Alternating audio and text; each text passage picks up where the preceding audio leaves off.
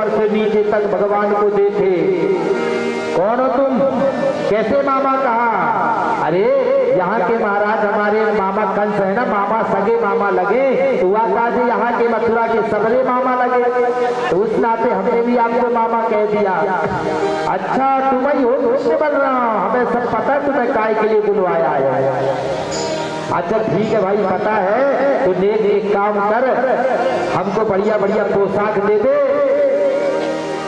तो महाराज वो गालियां पकड़ने लगा वो धोबी भगवान को। भगवान को जब गाली देने लगा, भगवान ने थोड़ी सी थप्पड़ ही दी उस धोबी को, उसकी गर्दन टूट करके टूट गिरी महाराज। एक थप्पड़ में गर्दन टूट। और भगवान अब बढ़िया भगवान ने कहा निकाल पहन लो, जिसको जो अच्छे लगे बढ़िया पोशाक निकालो और पहनो महाराज। अब तो मन पसंद की ड्रेस छाट ली और जो पहने तो लिए, लेकिन कहाँ कंस के कपड़े और कहाँ ग्वाल वालों के। अब वो छोटे छोटे ग्वाल बाल और कहाँ कंस इतना भयंकर मोटा तगड़ा। अब ऐसे लग रहे थे कपड़े पहन के जैसे कोई हैंगर में टंगा दिया हो। तो सखा कह रहे हैं कन्हैया जा कपड़ा तो पूरी सड़क साफ कर रही है भाई। भगवान ने कहा चलो कछु आगे व्यवस्था करेंगे। जो आगे देखा तो एक दर्जी बैठा था, वो आया हाथ जोड़ा, बोले प्रभु अगर आपकी इच्छा हो तो इन कपड़ों को मैं ठीक कर दूं क्या? भगवान ने कहा भाई तेरे मुंह में घिस सकता, ठीक कर। उस दर्जी ने भगवान के सभी का नाप लेकर के सभी बाल सखाओं का नाप लिया और सुंदर सुंदर नाप के कपड़े बना दिए। अब तो महाराज सखा ग्वाल बाल प्रसन्न हो गए। अब तो भैया मस्त लगने लगे, चकाचक, अब तो कोई टेंशन ही नहीं, एक नंबर लग रहे अब तो। और दर्जी हाथ जोड़ करके खड़ा हो गया। सखाओं ने कहा भैया यहाँ कछुआ नाम तो दो। दर्जी ने कहा महाराज मुझे इनाम नहीं चाहिए, मैंने देख लिया अबे धोबी को का इनाम मिलो, बस आपको आशीर्वाद मिल जाए। भगवान ने कहा चिंता मत करो, तुम्हारे ऊपर हमारा आशीर्वाद हमेशा रहेगा। तो महाराज भगवान के ऊपर दर्जियों के ऊपर इतना आशीर्वाद है कि जितने का कपड़ा नहीं होता उससे डबल सिलाई लग जाती है। जितने का कपड़ा नहीं उससे ज्यादा सिलाई देनी पड़ती है। तो दो दर्जियों के आज भी बड़े ठाट बाट है महाराज। राधे राधे बोलना पड़ेगा, दोनों हाथ उठा करके राधे। बहुत सुंदर। तो बोले कन्हैया अब तो बढ़िया पोशाक हो गई, अब माला गिर जाती गले में। बोले चिंता ना करो आगे चलो। एक सुदामा नाम का माली था, भगवान उसके घर गए और सुदामा नाम के माली ने बढ़िया सुंदर भगवान को माला पहनाई और विशुद्ध पराभक्ति का वरदान भी दिया। वही सुदामा नाम का माली कहते हैं कि वही नरसी भगत के रूप में प्रकट हुए। बोले महाराज सब कुछ हो गया, बढ़िया पोशाक मिल गई, फिटिंग भी बढ़िया हो गई, माला भी गिर गई, अब नेक चंदन और लग जा। तो बोले चलो आगे व्यवस्था करेंगे। तो जैसे चले तो एक 3-4 जगह से कुंवड़ी वो चंदन घिसने का काम करती थी, कंस के यहाँ चंदन पहुंचाती थी। वो उस कुंवड़ी के हाथ का चंदन कंस को बहुत पसंद था। भगवान ने आवाज लगाई सुंदरी। अब 3 जगह से कुंवर निकला, उसने विचार किए मुझे सुंदरी किसने कहा, मुड़ करके देखा, भगवान को देखा जैसी तो देखते ही रह गई और भगवान को प्रणाम करने लगी। भगवान ने कहा भाई सुंदरी अगर आपकी इच्छा हो तो नेक चंदन हमें भी लगाए दो, हम लगा ले। कहाँ ले जा रही हो? बोले यहाँ के राजा है ना महाराज कंस, उनके यहाँ चंदन देने का काम करती हूँ मैं। अगर आपकी इच्छा हो प्रभु तो मैं ही चंदन आपको लगा दूं। महाराज उस कुंवड़ी ने भगवान को सुंदर तिलक लगाया। सारे ग्वाल वालों ने सबने बढ़िया बढ़िया चंदन लगा करके चकाचक हो गए। ब्रजवासियों ने कहा भैया देख बेचारी कुंवड़ी है और वहां के सबरो चंदन हम सबने पोत लियो दियो पछूना। कंस के यहाँ जाती तो कम से कम उसको इनाम तो मिलता। भगवान ने कहा हम ऐसी चीज देंगे जो कोई न दे सके। भगवान ने थोड़ी से हाथ लगाया और एक झटका मारा, इतनी सुंदर बन गई महाराज, अप्सरा जैसा देह चमकने लगा।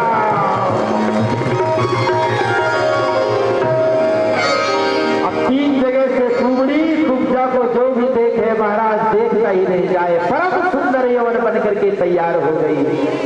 उसने कहा प्रभु आप मेरे घर चले। भगवान ने कहा चिंता ना करो, अभी मामा जी से मिलाएं, इसके बाद हम आपसे भी मिलेंगे।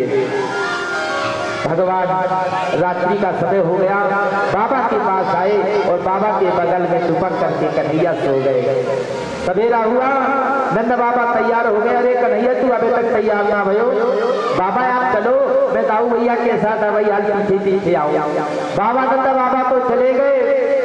अब जो है भगवान कृष्ण दाऊ भैया के साथ में चले और जैसे दरवाजे पर पहुंचे तो का देखो कि एक 10,000 हाथी 10,000 हाथियों का बल रखने वाला गजराज खड़ा है दरवाजे पर। भगवान ने कहा महावत हाथी को हटा, हमें अंदर जाना है। महावत सुन ही नहीं रहा, महावत सुन रहा है कि नहीं सुन रहा, नहीं थप्पड़ में परलोक की यात्रा तुझे और तेरे गजराज को दिखा देंगे। अच्छा, तो महावत ने उस गजराज को अंकुश उससे हटा दिया और गजराज भगवान को मारने के लिए दौड़ा। भगवान ने एक मुक्का मारा और हाथी के दोनों दांत दिखाने और हाथी को एक मुक्के में परलोक की यात्रा दिखा दी और उस महावत को एक थप्पड़ में जमीन के 10 फुट नीचे घुस गया। भगवान श्री कृष्ण ने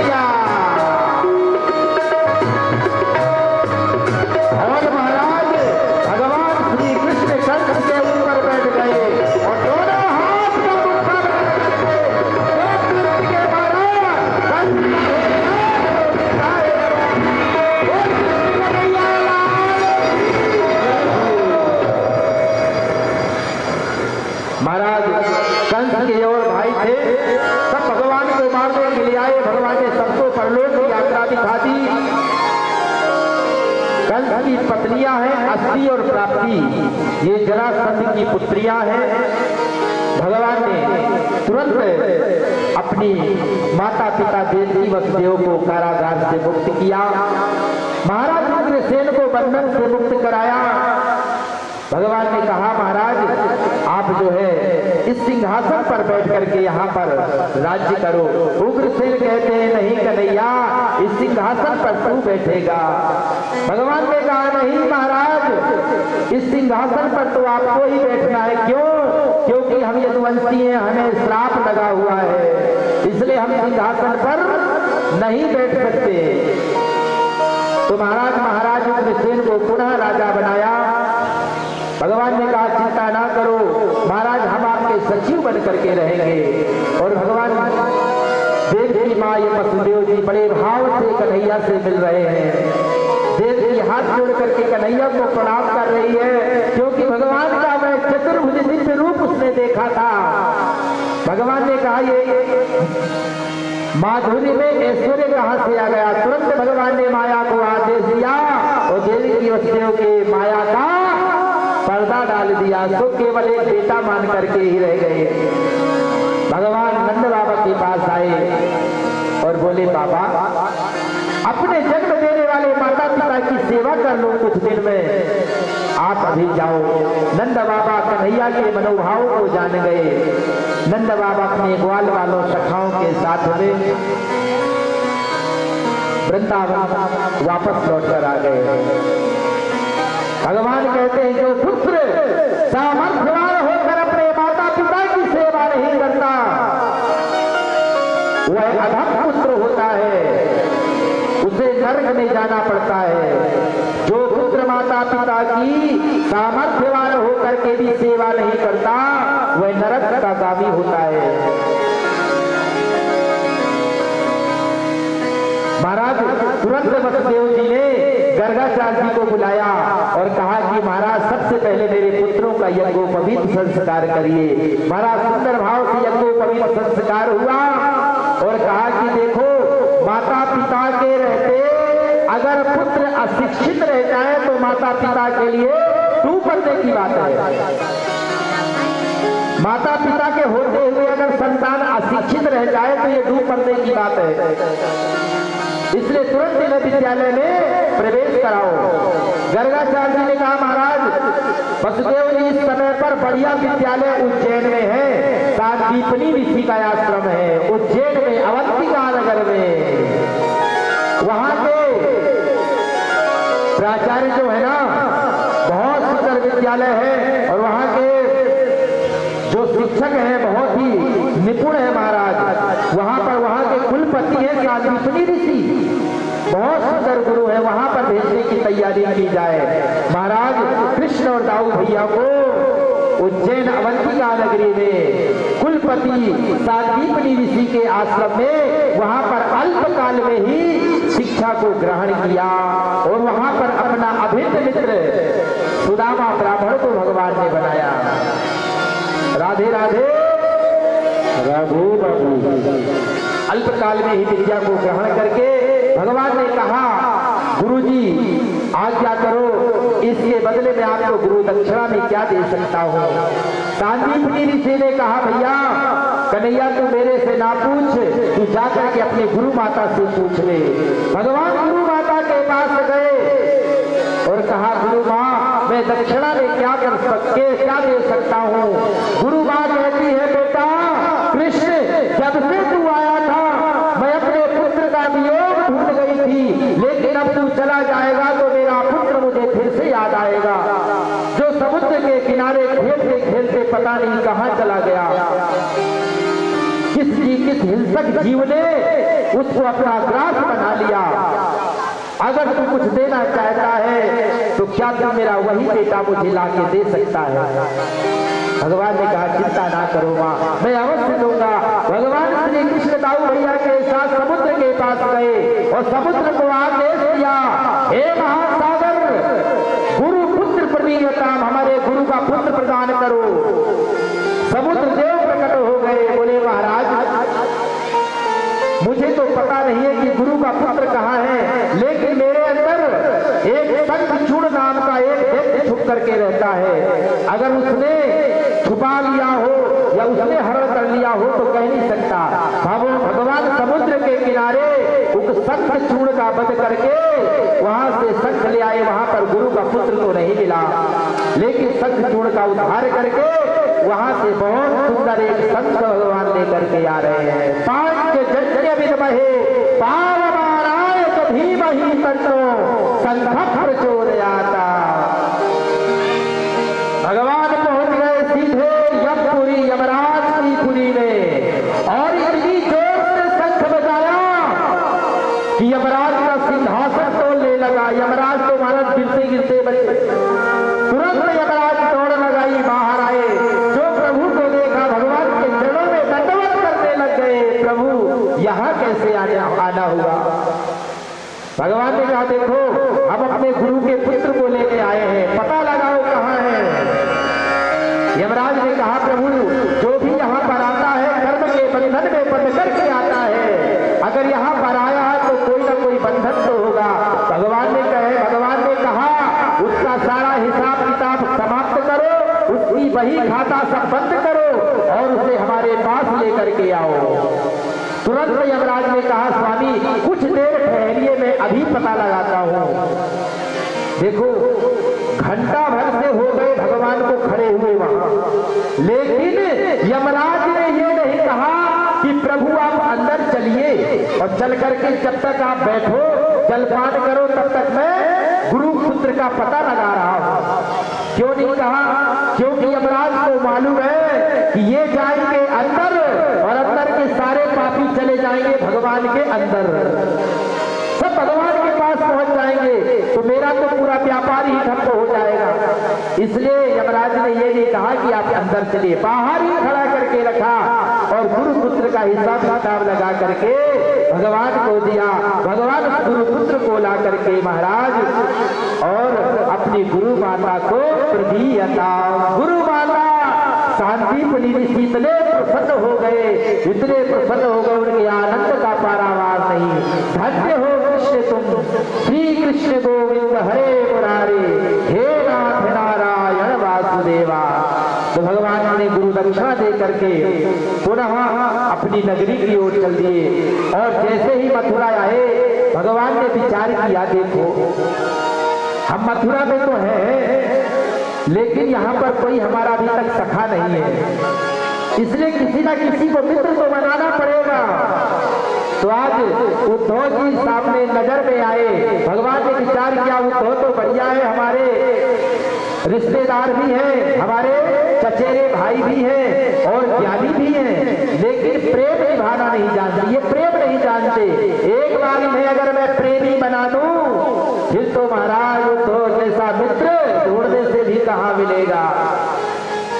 आज भगवान ने उद्धव को अपना परम मित्र बनाया और उद्धव से कहा मित्र एक बार तुम हमारे श्रीधाम वृंदावन चले जाओ, वहां पता लगाओ, हमारे बाबा से मिलकर के आना, मैया से मिल के आना, और वहां की गोपियां है ना उनको समझाना, उनको थोड़ा सा तत्व ज्ञान दे करके आना।